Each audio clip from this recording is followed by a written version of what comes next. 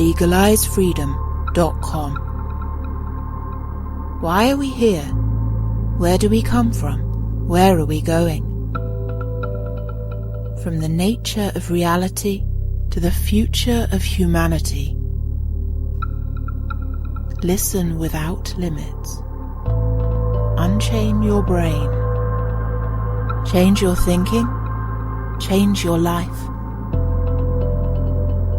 legalizefreedom.com. Greetings and welcome once again to legalizefreedom.com. I'm your host Greg Moffat, and my guest today is Steve Taylor, who joins us to discuss his book, Time Expansion Experiences, Psychology of Time Perception and the Illusion of Linear Time. Although we often encounter the phrase, time is just an illusion, everything about our subjective inner experience seems to suggest otherwise. The outer world too seems to conform to the same patterns, the flow of events, and the apparently inescapable path from past to present and future. From the repetitive activities of our everyday lives to the vast cycles of life and death, of nature and of the cosmos itself, all seems tethered to the tyranny of time. But what if time itself is merely a human construct, a way of trying to make sense of what is apparently happening? What if all that exists is in fact an eternal now, from which everything that is, ever has been, and ever will be arises? Millennia of indigenous cosmologies, spiritual traditions, and now cutting-edge science strongly suggest that mind, not matter, is fundamental. Time, and even space, would therefore lose their place as defining dimensions of reality, replaced by an infinite mindfield in which all possibilities are present and from which the events of our limited five-sense, three-dimensional perception appear and disappear. But if the past still exists and the future is already here, what does this mean for the present? Hello and welcome, Steve, and thank you so much for joining us once again on legalizefreedom.com. Hi, Greg. Great to be with you again. Yes, and lovely to talk to you. And you've been a guest a few times over the years, various topics. Today, it's your latest book, Time Expansion Experiences, the Psychology of Time Perception and the Illusion of Linear Time. Before we jump into that, for listeners who don't know, just tell them a little bit about yourself and your work in general. I guess my official role, if I have such a thing, is as a transpersonal psychologist. So I've got a position at Leeds Beckett University as a lecturer and researcher. So I've been doing research on transpersonal psychology for about 20 years now. And for those who don't know, transpersonal psychology it's kind of spiritual psychology. It's the psychology of spiritual experiences and spiritual transformation. I guess it's where Western psychology meets Eastern philosophy. So that's my main area of interest. But I'm also a poet, and I sort of dabble in philosophy as well. Okay, so there's a big clue contained in the title of the book as to the sort of areas that we'll be getting into. The last phrase there, the illusion of linear time. Now, I've been going through my life for as long as I can remember with the phrase in my mind coming from books, articles, movies, fiction, non-fiction. Time is an illusion, and it's always there, present, as kind of like in a sort of knowing. And I've read so much about the nature of time, in the ensuing decades throughout my life. And this is the thing for most people, is that they can read even a book like yours, which we're going to be talking about in detail, but the subjective experience of time really seems to concur with with what we're told. Clocks on the wall, the years of our lives passing, things that change over time. We grow, we age, we die. Things start, they end, they pass. And to say that past, present, and future don't flow in the way that they appear to, it's just a huge obstacle, I think, for people to even begin to get their minds around. So I will just invite you to start where you would like to, really, with all of that. Maybe you can talk about psychological reasons for this, or why this is such a dominant thing, from a psychological perspective? Because that's really so many things about our experience of reality are to do with the psychological dimension of it, aren't they? How we think about things, and actually we can change people's psychology. That we can change their perception and then thus their experience. Yeah, you're right. We have this kind of like the common sense view of time, which is our everyday experience of time. But despite that, we all know that time flows at different speeds in different situations. We all know that time seems to go slowly when we're bored or when we're in pain. We all know that time seems to go slowly when we have new experiences. When you come home from a few days in a foreign country with lots of new experiences, and you get home and feel as though you've been away for a month rather than just a few days. We all know that time seems to go more quickly as we get older, and it seems to go quickly when we're in states of absorption. So at the same time as taking time for granted, we also know that it's very flexible. And, many of us have had what I call time expansion experiences too. According to my research, about 80% of people have had time expansion experiences at least once. And a time expansion experience is when a few seconds seems to stretch out into a much longer period, so that a few seconds could seem like, half a minute or maybe a minute or even longer. So most people have had those experiences or many people have had those experiences in car crashes or falls, sometimes under the influence of psychedelics. So, so once we've had that kind of experience, the time expansion experience, then we become really aware that time is, totally flexible. There's nothing objective or absolute about it. And in these moments, we may even get a glimpse that, time may not actually exist. There may be such a thing as a timeless state when time becomes so expansive that it actually ceases to exist. I think that most people, even if they've never really thought about this, can relate to what you've just said in the terms of like different experiences of time. If you're bored, as you say, you're on holiday, you're sitting in the dentist waiting room, time seems to drag interminably. So, but again, I think people really don't really consider that in terms of the fundamental nature of time. It's just, they would say, I guess it's how they're feeling about it, if you see what I mean. So they would say something like, well, yeah, when I was waiting at the dentist's, it was only 10 minutes before my appointment, but it felt like an hour. I was terrified or whatever, but they wouldn't think that time was in any way malleable as a result of their experience. They just think it's just how I'm feeling about it. It's interesting that you talk about these more extreme, more profound experiences, positive and negative, that people can have that really seem to warp their perception of time. And then the question is after that, do people give any time or any thought to he says, or any thought to trying to interpret that and think about, does that mean anything, or was it just an odd experience? I mean, I'll tell you, my time expansion experience involved the only really meaningful one, I think, involved a car crash. Okay, right. So I'm driving along on a dual carriageway. For people outside of the UK, that is a 4-lane highway, 2 lanes going in each direction, and I'm on the outside lane, the faster lane, overtaking some slower cars on the inside, quite fast motorway speed, so 70, 80 miles an hour. And I see ahead of me that the 4 lanes will be going down to 2 lanes. That's just 1 lane in each direction. So we have signage which tells us this, so we need to adjust to and move into the inner lanes and to become single lane. I thought to myself, there's 1 car just down ahead of me. I can get ahead of that car before the 2 lanes become 1. So I put my foot down and got past this car in time. I mean, I realized when I was doing it, once I'd committed to it, I thought this probably wasn't the best idea, but I've done it now. It's I've got to stay in.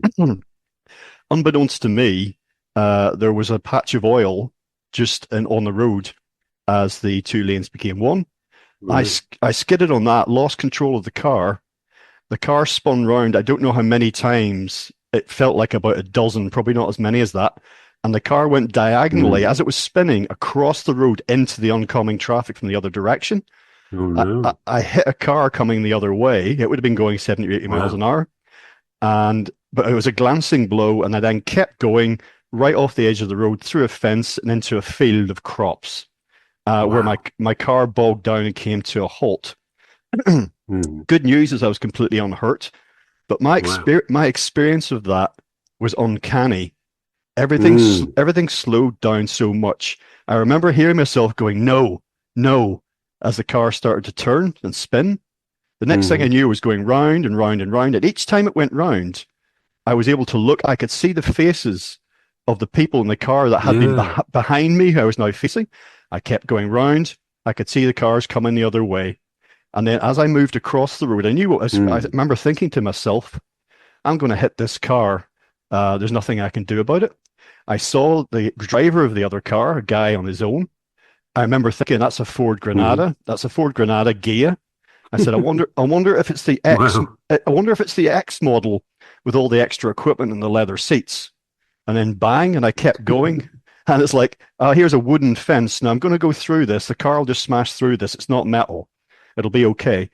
Through the wooden fence, Wow. into the crops. And remember thinking, there's nothing in this field. There's no animals. It's just wheat or something. I'll stop here because it's soil and grass and whatnot. I'm not going to keep going. And then the car stopped. And I then looked at the car stereo. And I thought the music I'd been playing had stopped. And I thought the car stereo's Right. turned itself off. Why did it turn itself off?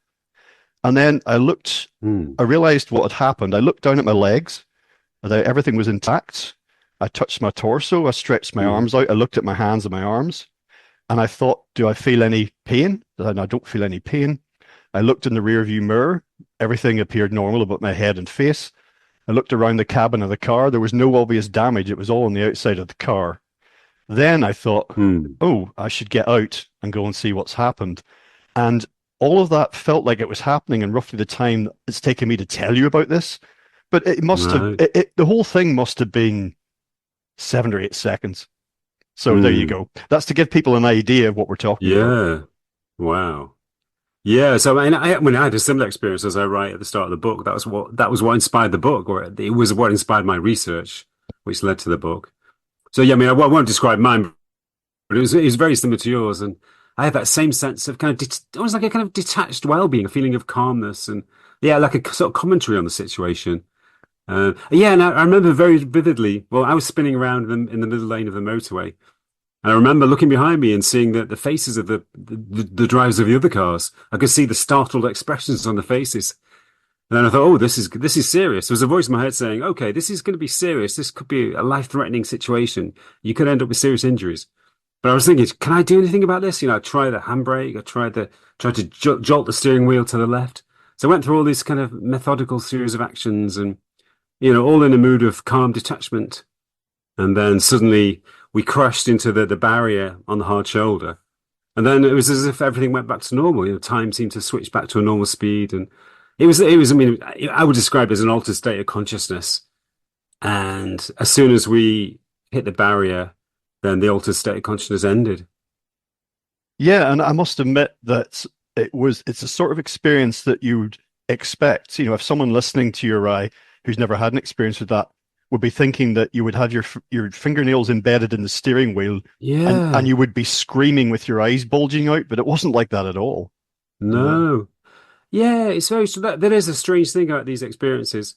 It could be not just car crashes, but it could be somebody, for example, a mountaineer who's fallen off the edge of the cliff and is sort of hurtling towards his, seeming inevitable death. And in those few seconds before he hits the ground, he feels this amazing sense of euphoric well-being, and maybe he or she can look at themselves, that they have a sort of sense that they're looking at themselves from above, and there's a feeling of unconcern, even though they may be possibly about to die.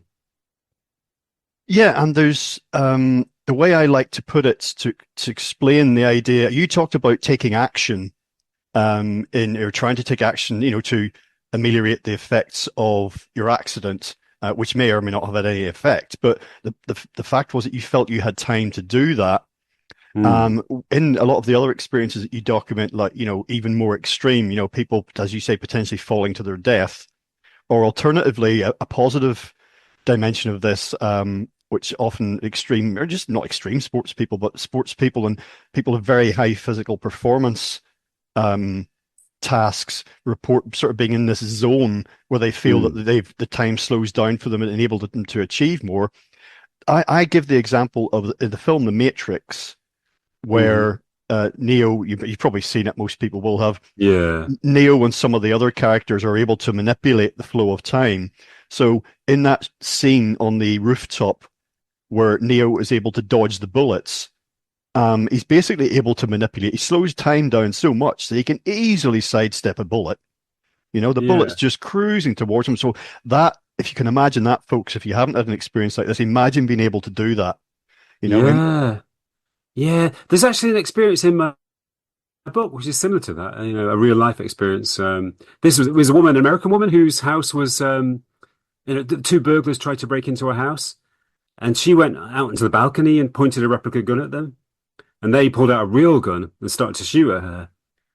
So they fired. She said it was about 4 shots in 2 or 3 seconds.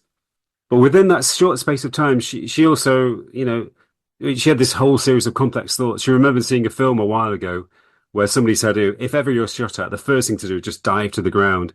So she thought, well, I remember this. I remember the film. I'll do what they say in the film. But then she remembered that she was 7 months pregnant.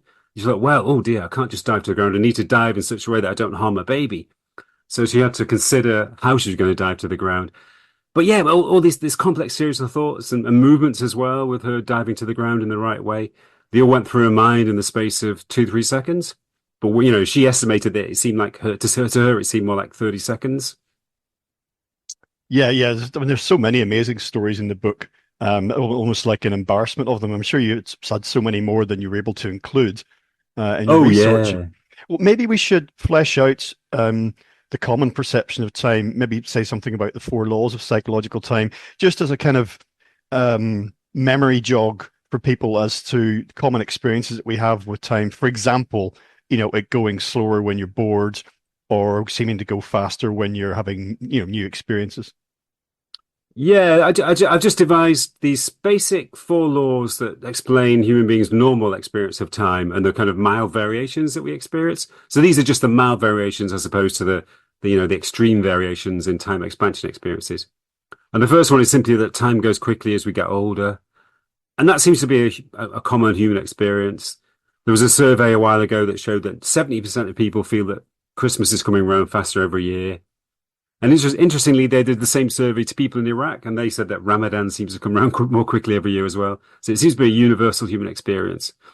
The second one is simply that time seems to go slowly when we're exposed to new experiences and new environments.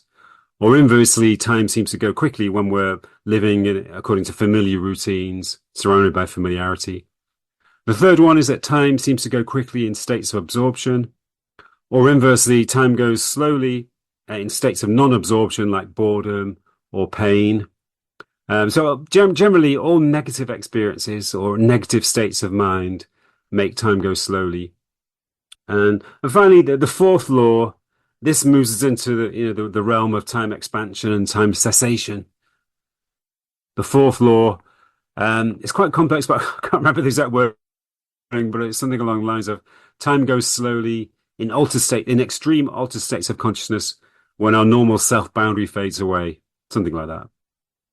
Yeah, because characterizing those experiences in that way, it sounds a bit kind of the inverse as to how we'd want things to be. If we're in negative Yeah. experiences and time slows down, positive experiences and time speeds up. It's like, well, can't we just have time slow down for good experiences so we have I more of know. that? It's strange, isn't it? And yeah, Yeah. exactly. It reminds me of, the romantic poets who were angry with God and they thought God was playing tricks on human beings. They were kind of rebelling against the futility and unfairness of human existence.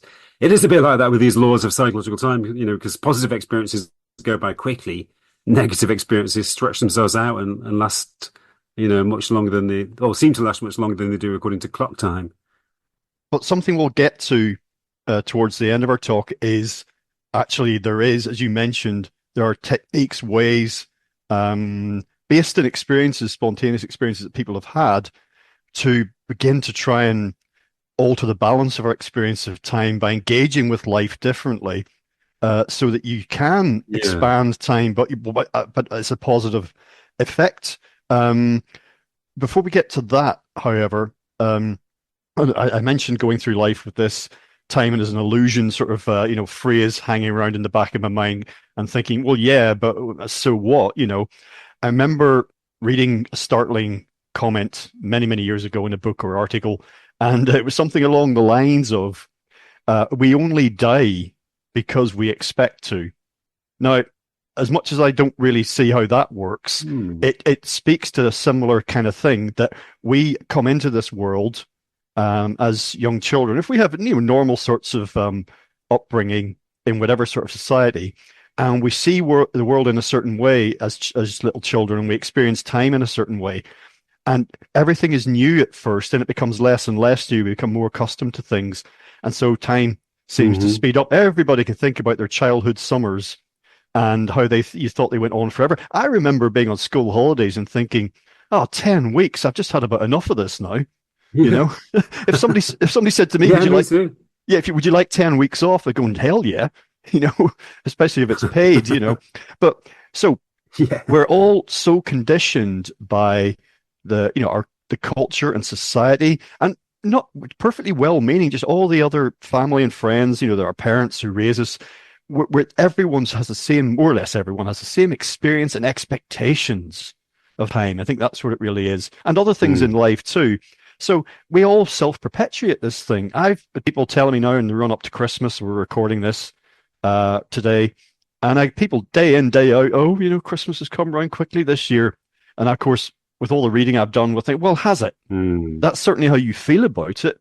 And then the flip side of the childhood thing is, as you say, about how routine, engaging in the same things, and so many people have routine lives that maybe they're not even conscious of, but a lot of people are conscious of it, and they don't like it. They do a 9 to 5 grind, they eat, sleep, work, repeat, and they would like to change that. So, but that's inculcated in us, it absolutely is, and that's why that explains the time seeming to go quicker as we get older, because of how we engage with life, around us, the world at large. Yeah, it's not given that time speeds up as we get older. Most people seem to, passively accept it, but it is not a given. I think there is a kind of, psychological process. It's not just about experience and situations. There is something, I think, there's something I call it the desensitizing mechanism. There's a kind of mechanism in our minds that turns our attention off to familiar experiences, and the more we surround ourselves with familiar experiences, the more the desensitizing mechanism takes over. But even that's not inevitable. We can sort of transcend the desensitizing mechanism. But to a large extent, it depends on how we choose to live. We do have, even if you do live a 9 to 5 existence, even if you have to work in a job to earn a living to support your family, you still have some degree of freedom, especially in your free time. And you don't have to just sit in front of a TV, in a state of absorption, which makes the evenings just go incredibly quickly. And basically, it's all about newness. If you choose to bring new experience into your life, if you choose to travel or have the opportunity to travel, and if you are curious, and if you investigate new hobbies, new interests, new challenges, new people, all of that makes time slow down. So if you manage to keep a flow of newness into your life and manage to break your routine in some way, not allow your life to become too repetitious, even if it's something as simple as choosing a different route to work, that can help as well. But if you do that, then it's not a given that time will speed up as you get older. No, because there's nothing, even if we take time itself as a fundamental quality at face value, there's nothing in there that suggests that, the hands on the clock don't move any quicker. If you observe them constantly.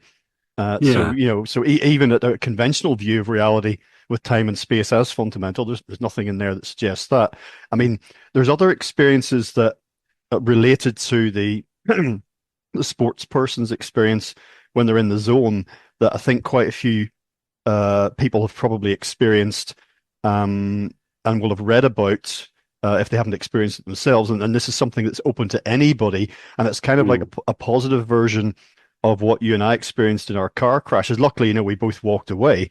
But I'm thinking about things now like Maslow's peak experience and Colin Wilson's Faculty X, and some of the cases that I don't know if you've read Ian McGilchrist's latest work, The Matter with Things, but some of the people that he speaks to or writes about in that, and how they have these just seemingly out of time, incredibly positive experiences, mental clarity, Mm. physical well-being. I just sense that everything is right with the world. It's kind of how Colin Wilson put it.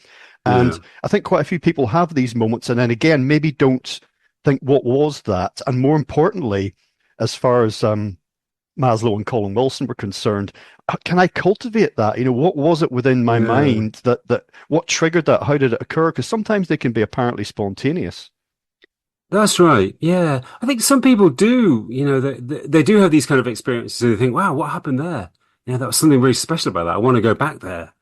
So that's quite a common effect of when I've done a lot of research on what I call awakening experiences, which are, they may only last for a few seconds or a few minutes.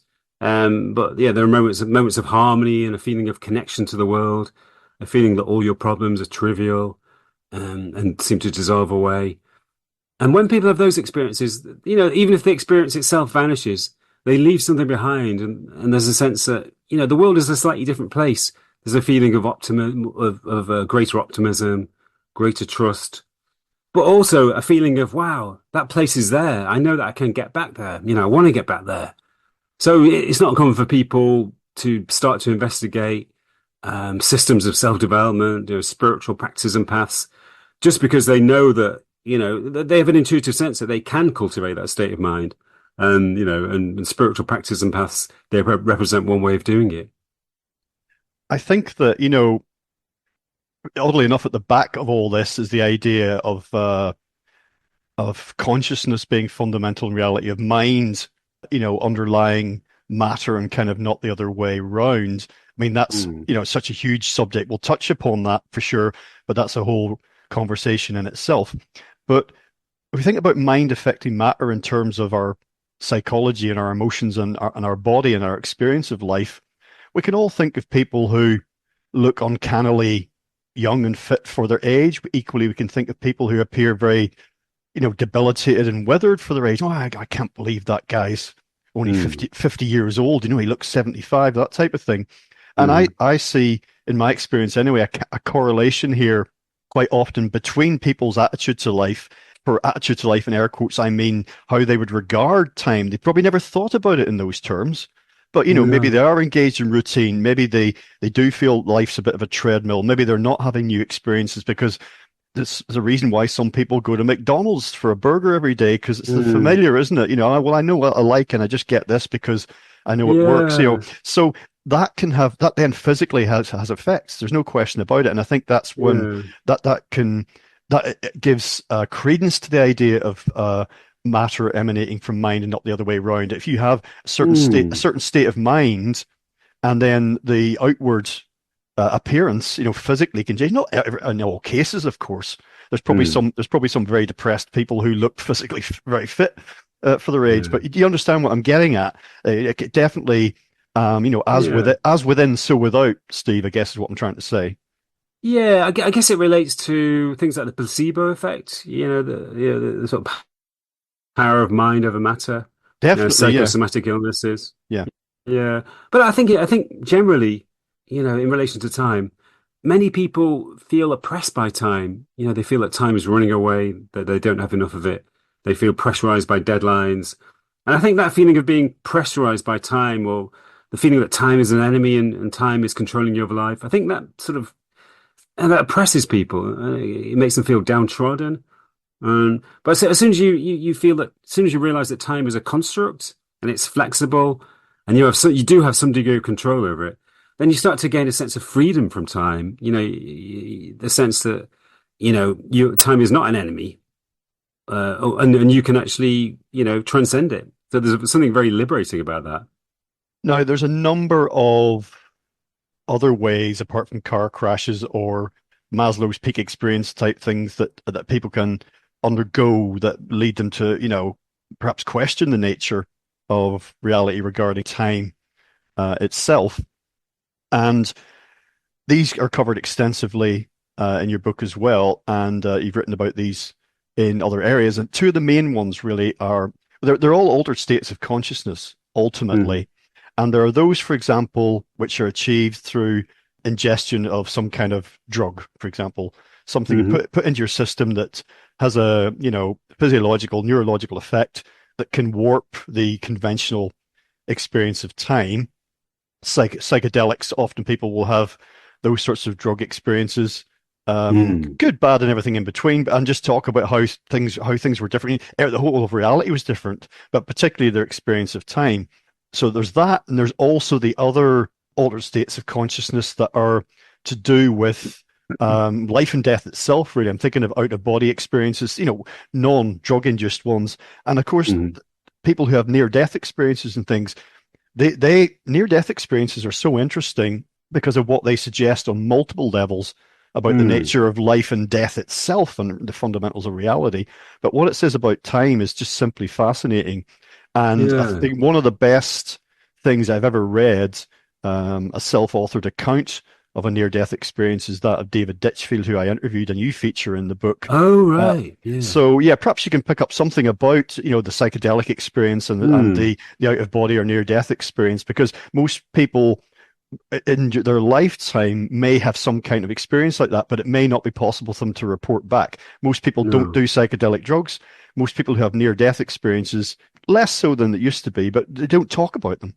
No, that's true.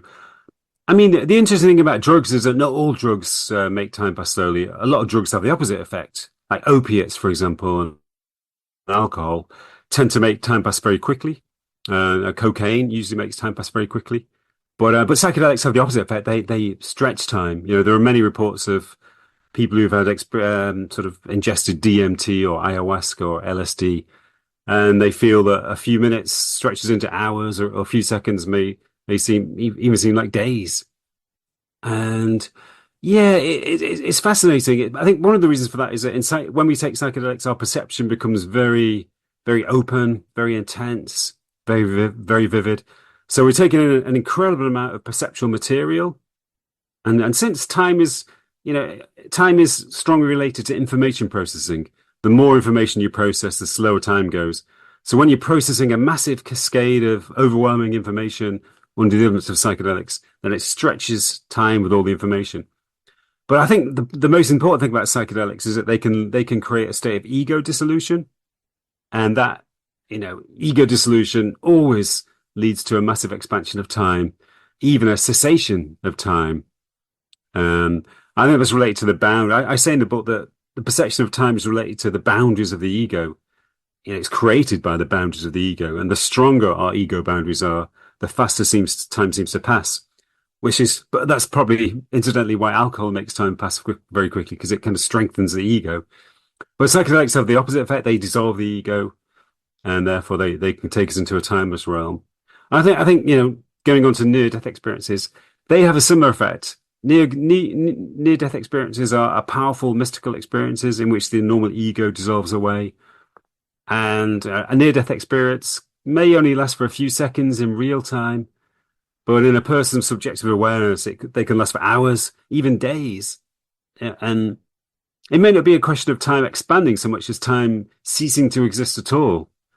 A lot of people in near-death experiences, like I think David Ditchfield mentioned this, he suggested that time just didn't feature. It just wasn't there in his near-death experience. And many people in NDEs, they describe this timeless place. Yeah, I think you were impressed with David's case, weren't you? Because his book is really moving, I think, and it had such a transformative effect. If you look at the kind of pretty unsatisfactory kind of life he was living before he had his accident, which obviously nobody wants to take, like a dice with death in that fashion, but it happened to him anyway. And here he comes back afterwards as an accomplished painter, composing classical music. I mean, the guy was a builder basically beforehand. There's nothing wrong with that, but he wasn't painting. He wasn't creating artwork and composing, symphonies or whatever before he had his accident. So there's more than that. Speaks to more than just the perception of time, doesn't it? Yeah, I mean, he was also somebody who lived in a state of dissatisfaction or depression. I think I remember him saying that he was in a state of kind of mild depression for years before his near-death experience. But after his ND, all of that depression just dropped away, and he was transformed into a person with a a steady state of well-being, with a sense of gratitude and a sense of purpose and a sense of the beauty and the preciousness of life. Well, I think that walking through all of the examples of these various areas that you document in the book, we get to a point then where people are starting to think, okay, well, if time isn't actually what it's or we accept it to be, and it doesn't function in that way, or perhaps if some of these experiences suggest that in some form it doesn't actually exist, it really is just that old adage, it's a human construct which we use to make sense of our experience of the world, of these seemingly concurrent events. Well, then perhaps we need to explain the concept of spatial time and how on earth the events, seemingly linear chain of them, past, present, and future, can somehow coexist in a present moment, which is all there is, because that's just that's the ultimate mind bender, isn't it? Like that's just that cannot be possible, Steve. It just cannot be possible. It cannot be possible, but it is. Yeah, exactly. I mean, we're imprisoned in our common sense view of reality, and many people are unable to transcend that view of reality. But it's a big mistake. We're human beings. We have a limited awareness of reality, like any animal. I often refer to the example of sheep on the field. They have a certain view of the world, and they probably assume that is reality. That's all there is. But we're animals too. We have a certain circumscribed awareness and understanding, and there are things that are beyond our understanding. And one of those is time and the concept of spatial time. But I mean, I when you look at all of these experiences, people's experiences in near-death states, the life review, which, as you know, is when people recall a whole lifetime of experiences, or not just recall, actually relive a whole lifetime of experiences in the matter of a few seconds, in really vivid detail from lots of different perspectives, noticing things that they weren't aware of at the time.